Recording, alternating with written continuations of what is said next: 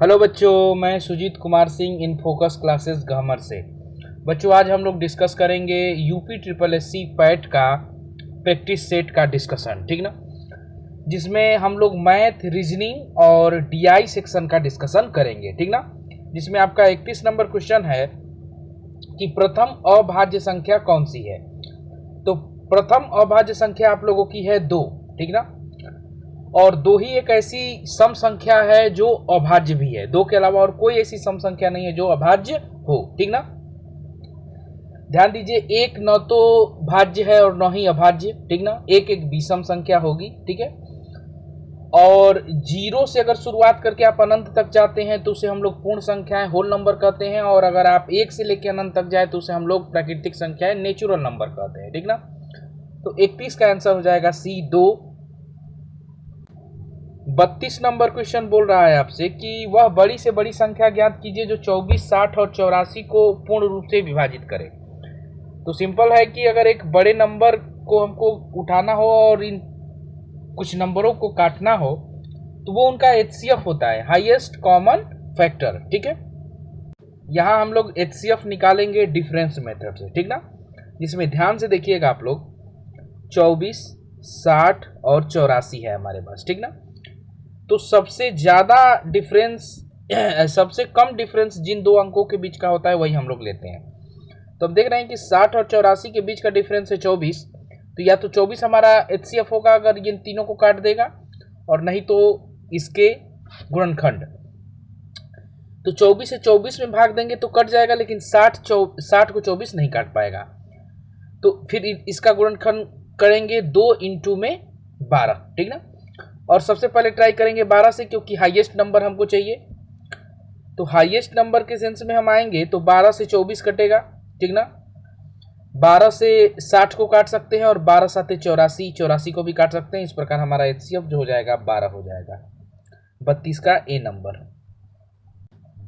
33 number question देखिएगा कि 42.5 metre लंबी छड़ में से 85 सेंटीमीटर के कितने टुकड़े काटे जा सकते हैं। तो सबसे पहले तो हम लोग आएंगे 42.5 को जो है मीटर से सेंटीमीटर में कन्वर्ट करने के लिए 100 से गुणा करेंगे, और 85 सेंटीमीटर के टुकड़े होंगे तो डिवाइड कर देंगे 85 से, ठीक ना। तो यहाँ पर हो जाएगा 4250 डिवाइडेड बाई 85, और हम देख रहे हैं कि 5 बार में कटेगा, यानी टुकड़े बनेंगे हमारे 50। ऑप्शन में नहीं है तो ऑप्शन नंबर डी हो जाएगा, नन ऑफ दीज, इनमें से कोई नहीं। 34 नंबर क्वेश्चन देखिएगा, एक सिंप्लीफिकेशन का सिंपल सा सवाल है कि 4 + 4 इंटू में 18 - 6 माइनस में 8 डिवाइडेड बाई 123 इंटू में 6 - 146 इंटू में 5।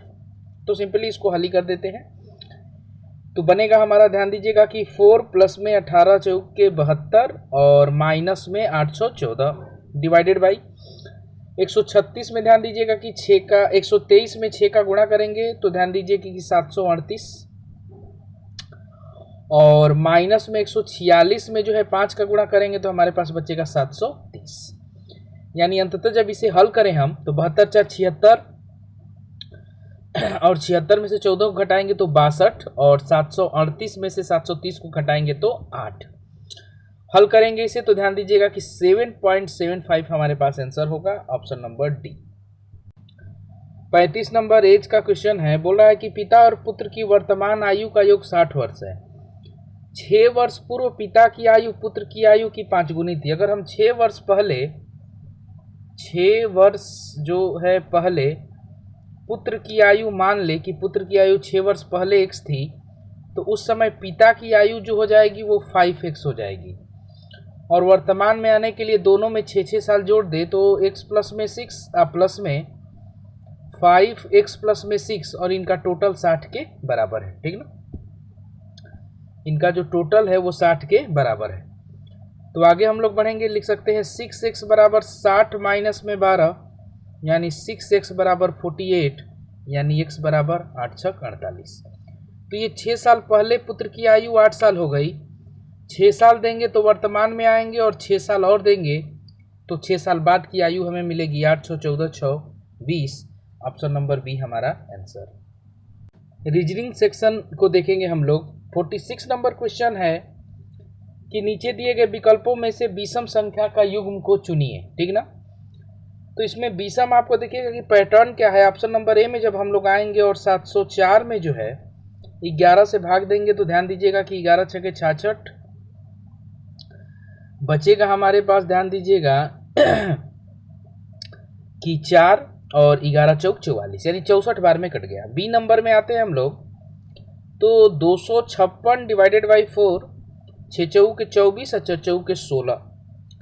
सी नंबर में आते हैं तो 832 डिवाइडेड बाई 13, 13 छक्के 13 पाँच 65, 13 छक 78, 78 के बाद हमारे पास बचेगा, ध्यान दीजिएगा कि 5, 13 चौके 52, 64 बार में।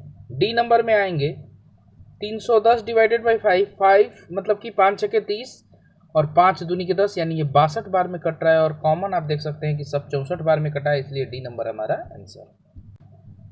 47 नंबर क्वेश्चन देखेंगे, लॉजिकल रीजनिंग का एक क्वेश्चन है।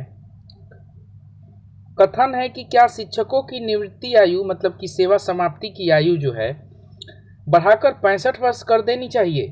तर्क है नहीं, गैर शिक्षकों मतलब जो शिक्षण का कार्य नहीं कर रहे हैं और कोई कार्य कर रहे हैं, जिनकी निवृत्ति आयु सीमा कम है, उनके लिए यह उचित नहीं है। सही है बात ये कि सिर्फ देखिए, भारत जो है एक सर्वजन समाज समान राष्ट्र है, यहाँ पर प्रत्येक व्यक्ति के लिए नियम जो है समान है।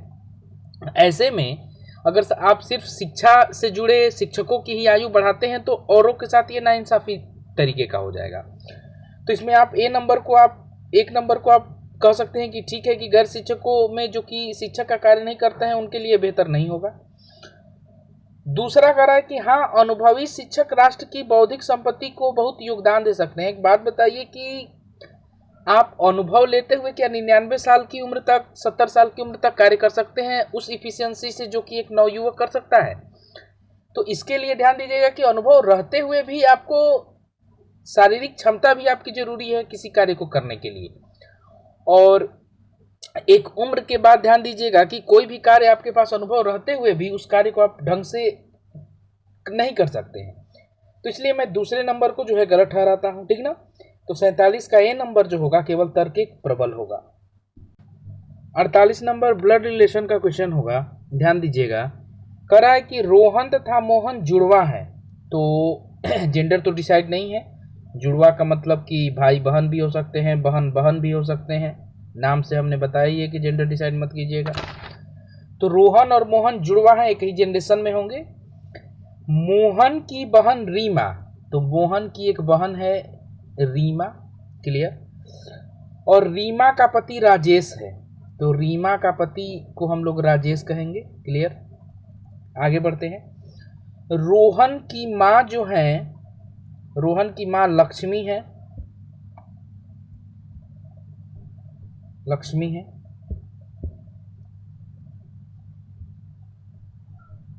और बोल रहा है कि लक्ष्मी के पति जो है वो राकेश है। तदनुसार राकेश का राजेश से क्या रिश्ता है, तो ध्यान दीजिएगा कि राकेश जो होंगे वो राजेश के ससुर लगेंगे। 48 का D number. 49 number question coding decoding का है, ध्यान दीजिएगा। बोल रहा है कि किसी सांकेतिक भाषा में 134 का अर्थ है कि गुड एंड टेस्टी, 478 का अर्थ है कि सी गुड पिक्चर और 729 का अर्थ है कि पिक्चर आर ब्यूटीफुल हो। तो इस सांकेतिक भाषा में सी के लिए कौन सा संख्या प्रयुक्त की गई है। तो सबसे पहले तो हम देखेंगे कि सी है कहाँ, तो सी है यहाँ पर सी गुड पिक्चर, इसमें 729 है। अगर गुड और पिक्चर का कोड हमें मिल जाए तो मैं सी का कोड बता दूं, या सी दो जगह कॉमन मिल जाए तभी भी बता दूं। तो सी मुझे देख रहा है कि कहीं भी कॉमन नहीं है, लेकिन गुड जो है वो कॉमन है। पहले वाले में आइएगा, यहाँ पर 1 3 4 के लिए गुड एंड टेस्टी लिखा गया है, यानी 4 यहाँ भी है और 4 यहाँ भी है, गुड यहाँ भी है, गुड यहाँ भी है, यानी 4 जो कोड होगा वो गुड का होगा। पिक्चर हमारा यहाँ भी है और पिक्चर देखेंगे यहाँ भी है, ठीक ना। तो कॉमन नंबर हम इसमें देखेंगे कि 7 और 7 दोनों जगह है, इसका मतलब पिक्चर का कोड हो जाएगा 7, यानी बचा कौन 8, तो 8 कोड हो जाएगा सी का, यानी option number A, answer A. 50 number देखिएगा, यदि माह की 5वीं तिथि मंगलवार है तो देखिए 5 तारीख को आपका क्या है मंगलवार, ठीक। तो देखेंगे कि 4 3 2 1, ठीक। सोमवार, रविवार, शनिवार, शुक्रवार, यानी 1 तारीख को क्या है, शुक्रवार। और हमें चाहिए कि माह के तीसरे शुक्रवार के 3 दिन बाद। पहला शुक्रवार 1 तारीख को, तो दूसरा शुक्रवार पड़ेगा 8 तारीख को, यानी 7 दिन बाद। और तीसरा शुक्रवार पड़ेगा 8 7 15 तारीख को, ठीक ना। तो इसके 3 दिन बाद, यानी कि 3 दिन जोड़ देंगे तो 18, और उसके बाद वाला दिन हो जाएगा हमारा कौन सा, 19, यानी 50 का डी नंबर हमारा आंसर। डीआई में आएंगे हम लोग। पहला क्वेश्चन है इसमें कि एक बहुमंजिला पार्किंग में दिए गए किसी दिन में प्रातः 6 बजे से सायं 6 बजे तक प्रत्येक घंटे के अंत में खड़ी की गई गाड़ियों की संख्या दी गई है। इसमें 81 नंबर हमसे पूछ रहा है कि दिए गए किसी दिन में पूर्वाह्न 6 बजे और अपराह्न 6 बजे तक प्रत्येक घंटे में खड़ी की गई गाड़ियों की औसत संख्या लगभग क्या है। तो इसके लिए ध्यान दीजिएगा कि ये टोटल जितनी गाड़ियां हैं, ये टोटल को हमको जोड़ना पड़ेगा। और टोटल टर्म है आपके 13, 1 2 3 4 5 6 7 8 9 10 11 12 13। तो टोटल 13 टर्म से हमको भाग देना पड़ेगा। जब इनको जोड़िएगा तो इनका योग आएगा 1110, और भाग दे दीजिएगा 13 से, तो ध्यान दीजिएगा कि आ जाएगा आपका 85.385। और लगभग में पूछा है, यानी 85 भी हमारा आंसर हो सकता है, यानी ऑप्शन नंबर बी। 82 नंबर देखेंगे हम लोग।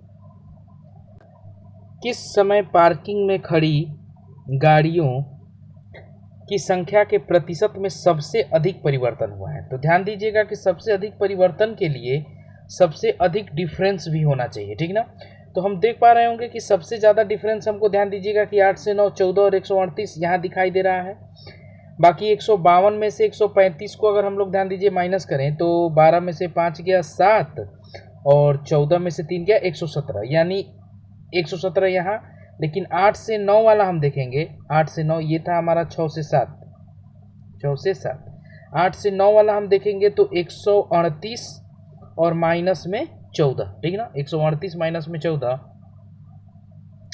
तो यहाँ का डिफरेंस हमें मिलेगा 124। और एक डिफरेंस हम देखेंगे 73 और 196 का।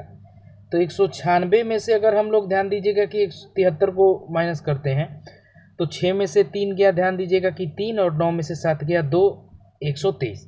यानी अंततः हमें पता तो ये चला कि सबसे ज़्यादा डिफरेंस है हमारा कहाँ पर, 8 से 9। तो सिंपल है कि परसेंटेज प्रतिशत अधिक परिवर्तन, तो सिंपल कि कितना बढ़ा या कितना घटा, दोनों के सेंस में काम कर सकते हैं।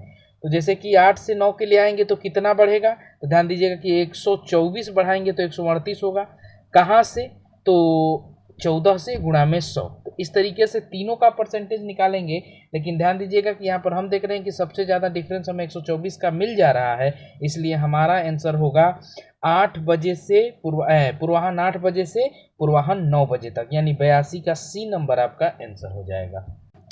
83 नंबर क्वेश्चन हम लोग देखेंगे कि कितने घंटों के लिए पार्किंग में खड़ी की गई गाड़ियों की संख्या दिए गए दिन के औसत से कम है। तो हमने 81 नंबर में औसत निकाला था, औसत था हमारा 85, ठीक ना। तो हम देखते हैं कि कितने घंटों में जो है 85 से कम गाड़ियां खड़ी की गई हैं। तो देखेंगे 7 बजे वाला, 8 बजे, 7 बजे, 10 11 12, ठीक ना। उसके बाद 2 3 और 5, यानी टोटल 1 2 3 4 5 6 7 8, ठीक ना। टोटल 8 घंटे आपके ऐसे हैं जिस दौरान, ध्यान दीजिए, 85 से कम गाड़ियां खड़ी की गई हैं, यानी कि 83 का हो जाएगा ऑप्शन नंबर बी। 84 नंबर देखिएगा कि यदि पार्किंग शुल्क 50 रुपये प्रति घंटा है तो दिए गए दिन में पूर्वाह्न 6 बजे से अपराह्न 6 बजे तक प्राप्त कुल कमाई। 81 नंबर में जब हमने टोटल किया था तो हमारे पास टोटल आया था कुल गाड़ियों की संख्या 1110, और एक गाड़ी से अगर हम लोग 50 रुपया ले रहे हैं तो टोटल कमाई हो जाएगी 00, 5 एकम 5, 5 एकम 5, 5 एकम 5, यानी 55,500, option number A. 85 number question देखिएगा। बार आरेख सप्ताह के विभिन्न दिनों में एक संग्रहालय में आगंतुकों की संख्या को दिखाता है। शनिवार को आगंतुकों की संख्या गुरुवार के आगंतुकों की संख्या से कितना प्रतिशत कम है। तो देखेंगे हम लोग कि शनिवार को जो है 200 आए हैं और गुरुवार को 500, ठीक ना। तो कितना कम है, 300। कहाँ से? तो 500 से, गुरुवार का 500 है और गुणा में 100, ठीक ना, गुणा में 100। तो डबल शून्य से डबल शून्य कटा देंगे और 5 छके 30, यानी ध्यान दीजिएगा कि 60% जो है कम है। 86 नंबर से हम लोग देखेंगे तो पहले डीआई हम लोग समझते हैं। डीआई है कि वर्ष 2007 के 5 महीनों में कंप्यूटरों की एक कंपनी की मांग और उत्पादन दी गई है। जैसे कि जनवरी में मांगा गया है 2500 कंप्यूटर, लेकिन ध्यान दीजिए उत्पादन हो पाया है कितना? 1000। फरवरी में मांग है 100 की, लेकिन उत्पादन हो गया है 1300। इसी तरह आगे के महीनों में। तो 86 नंबर क्वेश्चन है हमारे पास कि कंप्यूटर की मार्च महीने की मांग, तो कंप्यूटर के मार्च महीने की मांग जो है हमारी कितनी है? 2000, ठीक है। और फरवरी महीने की मांग लगभग कितने प्रतिशत है? फरवरी महीने की मांग जो है हमारी वो कितनी है? 100, यानी फरवरी महीने की मांग जो ये 100 है वो 2000 का कितना प्रतिशत है, ठीक ना। तो 000 से ये 3 ठो शून्य काट देंगे हम लोग और 2 से काट देंगे 10 को, यानी कि 5% के बराबर, यानी ऑप्शन नंबर ए। कंप्यूटर का अप्रैल महीने 87 नंबर, कंप्यूटर का अप्रैल महीने का उत्पादन जनवरी महीने के उत्पादन का लगभग कितने गुना है? तो ध्यान दीजिएगा कि कंप्यूटर के अप्रैल महीने का उत्पादन हम लोग देखेंगे तो ये जो है हमारा 2200 है, ठीक है। और उसके बाद ध्यान दीजिएगा कि जनवरी महीने के उत्पादन का, तो जनवरी महीने का उत्पादन है हमारा 1000। तो 2200 1000 का कितना गुना है? 2200 1000 का ध्यान दीजिएगा 2.2 गुना है, ठीक है। तो हमारा आंसर हो जाएगा ऑप्शन नंबर ए, 87 का ए। 88 नंबर देखिएगा कि कुल 5 महीनों की कंप्यूटर की औसत मांग और औसत उत्पादन में कितने का अंतर है? तो ध्यान दीजिएगा कि यहाँ से जो है हमें पहले तो टोटल निकालना होगा 5 महीनों का जो है मांग, टोटल निकालना होगा 5 महीनों का मांग। तो मांग के सेंस में ध्यान दीजिएगा कि जब हम जोड़ेंगे 2500, 100, 2700 और 2800 को, तो हमारे पास मिल जाएगा 8100। और 5 महीनों का है तो 5 से भाग दे देंगे तो मिल जाएगा 1620। ये हमारा मांग वाला। और उत्पादन वाला आएंगे तो उत्पादन है, ध्यान दीजिएगा कि 1000, 1300, 500, 2200 और 1800। तो टोटल इसका करेंगे तो ये हो जाएगा 6800 और 5 से भाग देंगे तो ध्यान दीजिएगा मिलेगा 1360, ठीक है। और इन दोनों का ही अंतर हमसे पूछ रहा है, तो 1620 में से 1360 को हम लोग घटाएंगे तो हमारे पास आंसर आएगा 260, यानी 88 का डी नंबर आंसर होगा 260। 89 नंबर देखिएगा कि उत्पादन की तुलना में अधिक मांग तथा मांग की तुलना में अधिक उत्पादन वाले महीनों की संख्या का अनुपात। आइए समझते हैं पहले इसको। देखिए पहला दिया है कि उत्पादन की तुलना में अधिक मांग। तो जैसे देखिए उत्पादन हमारा जनवरी माह में आएंगे तो उत्पादन है हमारा 1000 और मांग है हमारी कितनी? 2500। तो इसी को कहेंगे कि उत्पादन की तुलना में अधिक मांग होना। तो ऐसा कहाँ कहाँ है? तो ध्यान दीजिएगा जनवरी में है, मार्च में है और मई में है, यानी 3 ठो ऐसे महीने हैं जिस दौरान उत्पादन की तुलना में मांग अधिक है। और नेक्स्ट वाला कहा है कि मांग की तुलना में उत्पादन अधिक होना। तो देखिए फरवरी माह में मांग है, ध्यान दीजिएगा 100 और उत्पादन हुआ है हमारा कितना? 1300। तो ऐसा एक महीना फरवरी और दूसरा महीना अप्रैल, यानी कि 3:2 का रेशियो हमारा बनेगा 89 का, ठीक है ना। तो 3:2 यानी ऑप्शन नंबर सी हमारा आंसर हो जाएगा। 90 नंबर क्वेश्चन देखिएगा। 90 नंबर बोल रहा है कि वह महीना कौन सा था जिसमें उत्पादन की तुलना में कंप्यूटर की मांग सबसे कम रही है। तो ऐसा आप देख पा रहे होंगे फरवरी महीने में कि जिसमें जो है ध्यान दीजिए मांग है 100 और उत्पादन किया गया है 1300, ठीक ना। तो ध्यान दीजिए ये महीना जो हमारा रहेगा वो फरवरी माह रहेगा, जिसमें कि जो बोला है कि उत्पादन की तुलना में कंप्यूटर की मांग सबसे कम रही है, तो फरवरी माह 90 का डी नंबर। 91 से 95 का डीआई हम लोग देखेंगे। पहले डीआई समझते हैं।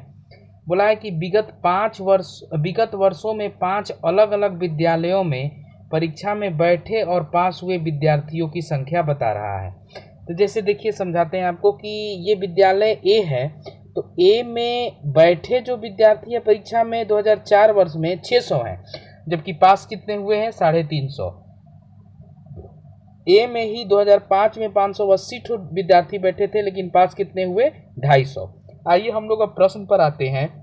91 नंबर क्वेश्चन है कि वर्ष 2004 और 2005 में सभी विद्यालयों में परीक्षा में बैठे विद्यार्थियों की संख्या के बीच क्रमशः अनुपात, ठीक ना। तो देखिए 2004 में आते हैं और परीक्षा में बैठे तो 600, 450, 520, 580 और 620। तो इसका मतलब 2004 के सभी विद्यालयों में परीक्षा में बैठे विद्यार्थियों को हम जोड़ेंगे अगर, तो आंसर आएगा हमारा, ध्यान दीजिए कितना, 2770, ठीक ना, 2770। नेक्स्ट 2005 में हम परीक्षा में बैठे वालों को जोड़ेंगे, तो देखिए 580, 480, 550, 600 और 650। तो इसको जब हम लोग जोड़ेंगे तो ये मिलेगा हमें 2860, ठीक ना। तो इसका अगर आप ध्यान दीजिएगा कि रेशियो निकालते हैं तो 0 से 0 कटेगा और हमारे पास 277 संबंधित 286 ऑप्शन नंबर बी में दिया हुआ है। तो 91 का हो जाएगा बी नंबर। 92 नंबर क्वेश्चन देखिएगा कि वर्ष 2006 के दौरान परीक्षा में बैठे हुए विद्यार्थियों में से पास हुए विद्यार्थियों का प्रतिशत सर्वाधिक था।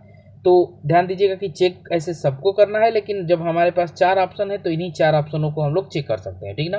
तो जैसे हम सी ऑप्शन नंबर ए सी में आते हैं, तो इसमें देखिए पास हुए जो सी में अगर आते हैं तो पास हुए जो छात्र हैं वो 400 हैं, ठीक है।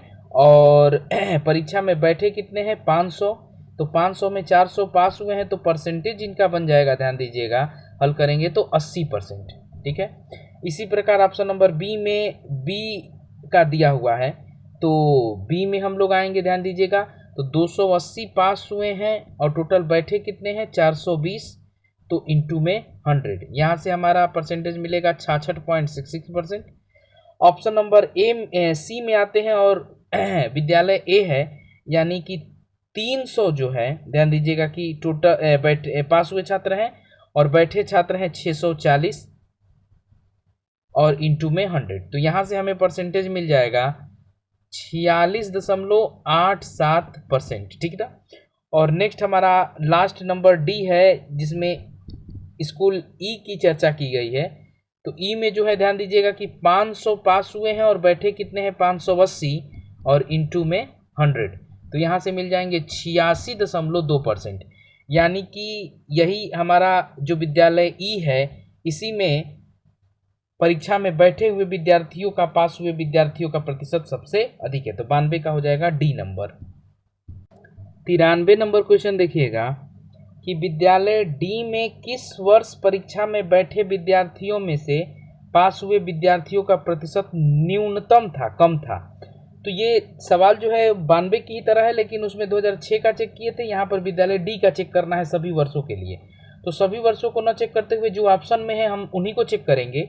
तो देखिए 2004 का हम लोग जब चेक करने आएंगे 2004 के लिए, तो 2004 में जो है 460 पास हुए हैं और बैठे कितने थे, तो बैठे थे हमारे 580 2004 में, इंटू में 100, तो परसेंटेज हम जब काउंट करेंगे तो 79.31% आ जाएगा 2004 में।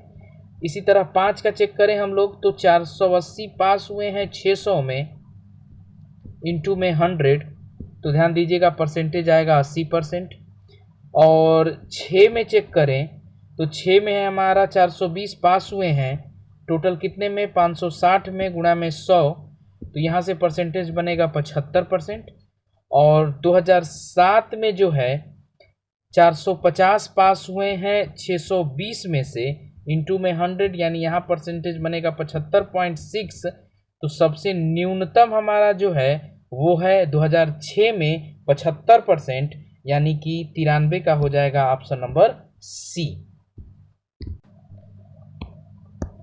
ध्यान दीजिएगा 94 नंबर की वर्ष 2007 में सभी विद्यालयों को मिलाकर परीक्षा में बैठे विद्यार्थियों से पास हुए विद्यार्थियों का कुल प्रतिशत।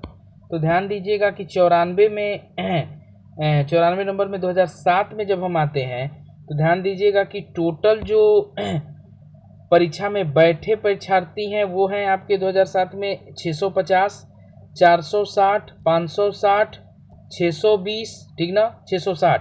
तो इसका टोटल हम लोग जब जोड़ेंगे तो हमारे पास आएगा 2950, ठीक ना। और इसमें पास होने वाले का काउंट करेंगे 2007 में तो ये है 400, 320, 450, ध्यान दीजिएगा कि 550। तो इसका टोटल करेंगे तो ये हो जाएगा 2170, ठीक ना, 2170। और इसका हम लोग परसेंटेज जब काउंट करें इंटू में 100 करके तो हमारे पास आंसर आएगा लमसम में 74% के बराबर, ठीक ना। तो ध्यान दीजिएगा कि 94 का जो है ए नंबर हमारा ऑप्शन होगा 74%। 95 नंबर इजी है थोड़ा सा, कि दिए गए सभी वर्षों के लिए विद्यालय बी और सी के पास हुए विद्यार्थियों की औसत संख्या के बीच का अनुपात, ठीक ना। तो सबसे पहले तो हम लोग बी के लिए निकाल लें पास हुए बच्चों का औसत। तो बी में जो है हमारे नंबर्स हैं, ध्यान दीजिएगा कि नंबर्स हैं हमारे पास 250, ध्यान से देखिएगा बी का। तो बी में पास हुए छात्रों का ध्यान दीजिए जो संख्या है, पहले है 250, फिर है 300, फिर है 280,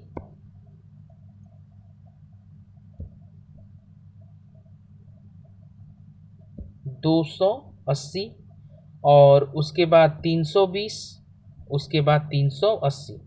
टोटल इसका करेंगे तो मिलेगा 1530, और 5 है तो 5 से भाग देंगे तो औसत मिलेगा 306। ये था हमारा बी में पास हुए। अब सी का निकाल लेते हैं। तो सी का टोटल जब आप कीजिएगा तो 2100 आएगा, और 2100 में 5 से भाग दीजिएगा तो आएगा 420। अनुपात की बात आती है तो अनुपात होगा 306 असंबंधे में 420। कटाइएगा इसको तो बनेगा 51 संबंधे में 70, ठीक ना। तो ध्यान दीजिएगा कि 95 का आंसर हो जाएगा हमारा 51 संबंधे में 70, ऑप्शन नंबर डी।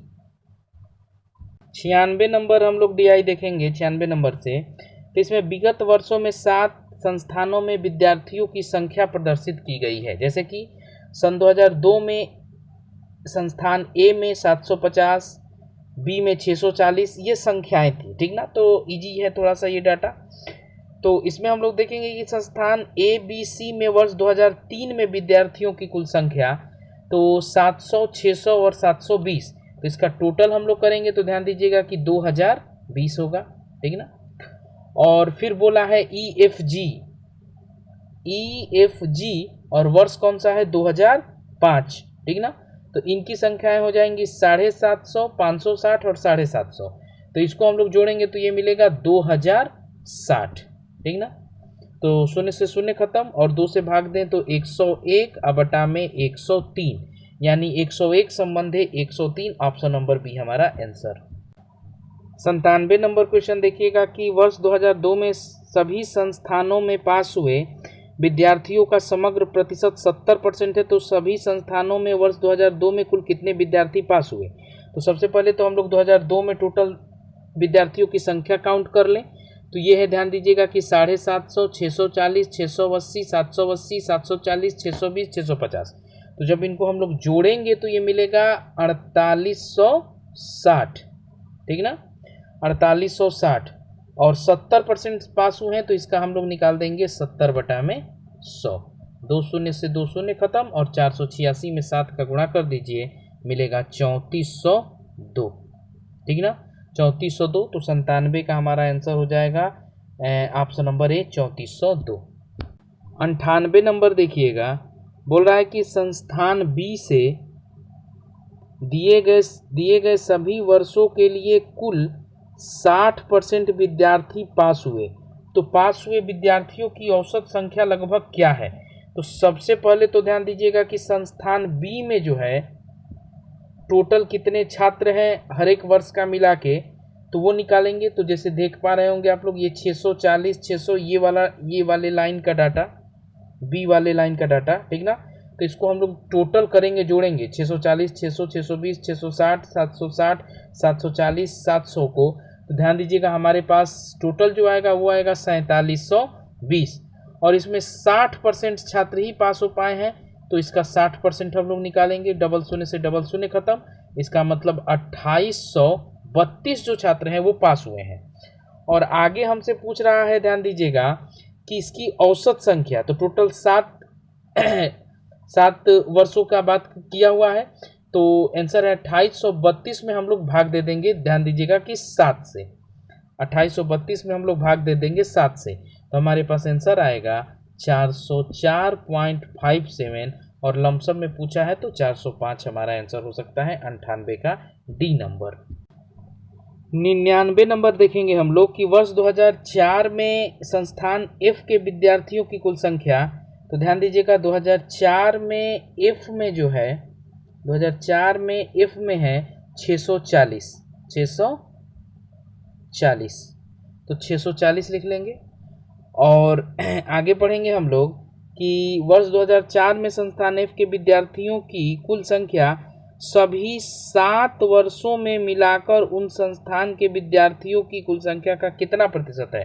तो अब एफ में देखेंगे कि 2004 में एफ में देखेंगे कि टोटल वर्षों में, ठीक ना, तो इसका टोटल निकालेंगे, एफ का टोटल ध्यान दीजिएगा कि सभी वर्षों का, तो ये हमारा टोटल आ जाएगा 4340, तो 640 जो है वो 4340 का कितना परसेंट, तो गुणा में 100 करके इसका मान हम लोग निकालेंगे, शून्य से शून्य खत्म, और 6400 में ध्यान दीजिएगा कि 434 से भाग दीजिएगा, तो हमारे पास आंसर बचेगा 14.75%, ठीक ना। तो 99 का हमारा आंसर हो जाएगा 14.75%, यानी कि डी नंबर हमारा ऑप्शन होगा 99 का। 100 नंबर देखिएगा कि वर्ष 2006 में सभी संस्थानों में मिलाकर विद्यार्थियों की कुल संख्या, तो ध्यान दीजिएगा कि 2006 में सभी संस्थानों को मिलाकर टोटल जब कीजिएगा तो ये हमारे पास आंसर आएगा 5090, ठीक ना। 2006 के टोटल संस्थानों का बच्चों की संख्या का टोटल, और उसके बाद बोला है कि 2008 के सभी संस्थानों के विद्यार्थियों की संख्या, तो 2008 का जब आप टोटल कीजिएगा तो इसका मान आएगा हमारे पास, ध्यान दीजिएगा 5100, और हमसे पूछा है कि मिलाकर विद्यार्थियों की संख्या का बीच का अंतर, तो 5090 में से 5100 को हम लोग घटाएंगे तो हमारे पास आंसर आएगा 100 का सी नंबर, ठीक ना। तो इस तरीके से ध्यान दीजिएगा कि आज संस्थान में हुए UPSSC पैट के ऑफलाइन सेट का डिस्कशन हम लोगों ने किया। आगे भी यही क्रम जारी रहेगा। अभी बुधवार को जो है बिहार पुलिस का सेट होगा। तो अगर ये वीडियो आपको अच्छा लग रहा है तो लाइक कीजिए, सब्सक्राइब कीजिए और अपने दोस्तों के साथ इसको शेयर कीजिए। ठीक है, धन्यवाद।